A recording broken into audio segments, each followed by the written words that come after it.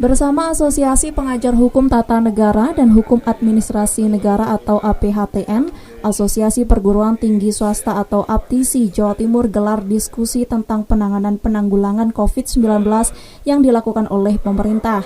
Diskusi yang digelar secara virtual tersebut dibuka oleh Ketua APTISI Jawa Timur Profesor Dr. Sukowiono. Sebelum membuka diskusi kepada peserta, dosen pengajar hukum tata negara dan hukum administrasi negara atau APHTN Profesor Suko memaparkan jika sampai saat ini kondisi negara masih belum stabil lantaran COVID-19. Beragam kebijakan serta peraturan sudah diterapkan oleh pemerintah Jokowi untuk memutus mata rantai penularan COVID-19, bahkan sudah triliunan anggaran yang sudah digelontorkan untuk mengendalikan COVID. Namun ironisnya, hingga saat ini COVID masih ada dan penyebarannya pun semakin luas.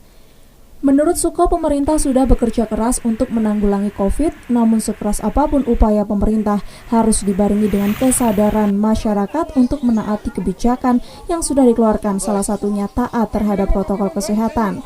Para pejabat publik, para tokoh harus memberikan contoh. Sebanyak apapun langkah pemerintah, jika masyarakat tidak patuh akan sulit.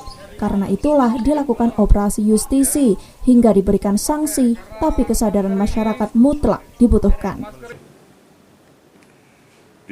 COVID itu rupanya trennya malah naik, tidak menurun itu. Dan pemerintah sudah berusaha bukan main, ya. Mereka sudah memberikan bantuan macam-macam, ya. Dan terakhir ini usaha vaksin. Nah, kita perlu diskusikan sebenarnya apa sih tanggung jawab pemerintah itu terhadap penanggulangan ini COVID ini. Saya berpikir tentunya tidak mungkin kalau hanya pemerintah saja yang berbuat. Dia harus tanggung jawab tentunya, oke, nanti Bapak Ibu yang akan diskusikan. Tetapi menurut saya kita menghilangkan COVID ini baru berhasil kalau ada respon yang baik dari masyarakat, dari rakyat.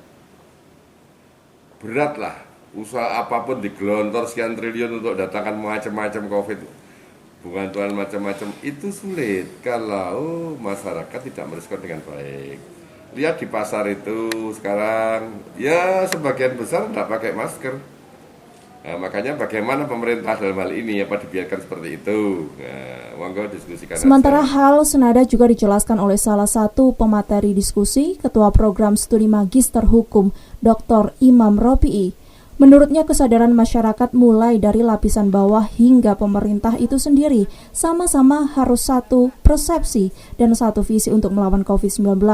Jika pemerintah sudah mengeluarkan peraturan dan kebijakan, masyarakat harus taat sehingga peraturan pencegahan COVID bisa efektif sehingga Indonesia bisa bangkit.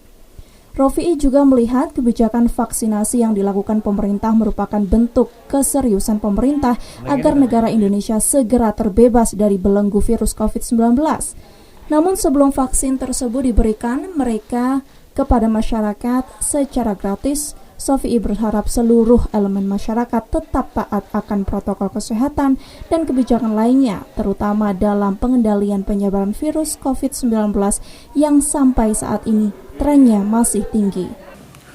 Kalau saya melihat berbagai regulasi yang sudah dikeluarkan oleh pemerintah, saya kira sudah cukup memadai instrumen hukum maupun tindakannya. Sekarang persoalannya adalah bagaimana kesadaran warga negara itu untuk timbul, bangkit, dan mendukung apa yang dilakukan pemerintah. Saya kira kalau misalnya warga masyarakat menyampaikan keberatan alasan ekonomi, sebenarnya sudah dibuka ruang itu, dikendorkan sedikit. Nah, dalam situasi seperti itu memang tidak semua jenis kegiatan usaha memang bisa dilakukan. Artinya pengenduran sedikit itu tidak semua jenis kegiatan ekonomi kan memang sama karakternya dan berbeda-beda. Ada yang bisa fleksibel, ada yang tidak. Itu memang problem itu. Dan di sisi lain, kalau pemerintah itu lengah misalnya terkait dengan persoalan kesehatannya juga berisiko. Dan hari ini kita semua sudah melihat bahwa pemerintah sedang melaksanakan strateginya, yaitu penanggulangan dan pengebalan publik, yaitu melalui vaksinasi. Nah, keterbatasan vaksinasi ini juga akhirnya diperlukan strategi bagaimana prioritas-prioritas subjek penerima COVID itu ditentukan.